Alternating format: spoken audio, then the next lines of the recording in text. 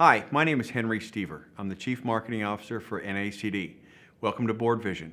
Today, I'm joined by Marianne Cloyd, the leader for PwC's Center for Board Governance. Welcome. Hi, Henry. Nice to be here.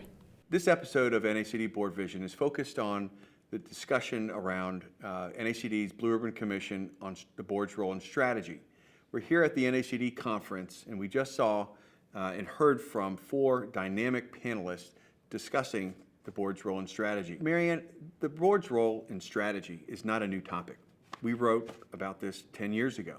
I'm sure PwC has written about it numerous times. However, I think there is some serious or significant new news that came out of this panel today. Tell us about what your thoughts are on how this is new versus the historical role of board's role and strategy. I think what we heard today, and these are all experienced directors who've been on boards for a long time, really articulating how they are doing their jobs differently.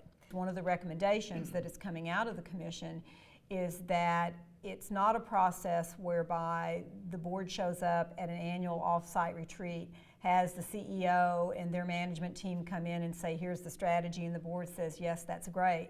Instead, it's really the board being engaged earlier on as, and again, not getting into management, but being engaged in the process of how the strategy is being developed, including how the assumptions underlying the strategy. Another key challenge, and I forgot who brought it up on the panel, but I think Ray Gilmartin went down the path to talk about time.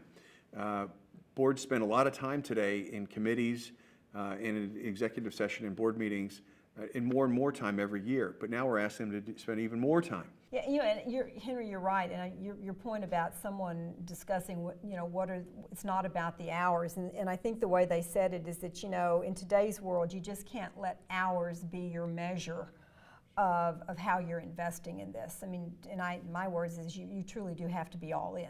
One of the comments, which was right on point, is if the board is ultimately responsible for overseeing long-term economic sustainable growth of the enterprise, then they need to be responsible for the strategy or for overseeing the proper process and outcome of the strategy. Okay, so once the strategy is baked in, they stirred the cake, so to speak, then what?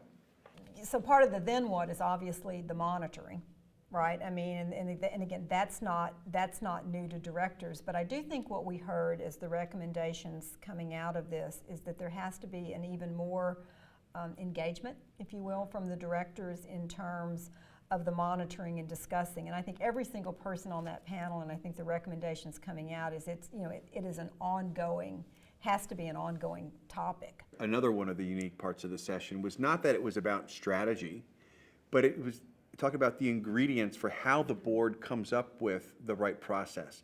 For example, we talked about the importance of board composition, board evaluations, things of that nature, and those really are key ingredients to the strategy. And I want to see if there's anything else new for you, Marianne, and also if you could share with our viewers, has the role changed? I would say the boards have always had this job, but I think the expectations get higher and higher. And I think just, and it's almost a phrase that I worry we overuse about the complexities of the world, but it is true. There is information risk, or information risk does exist if the management team doesn't provide what the board has asked for or what the board expects. And it's also another way of thinking about kind of activist engagement.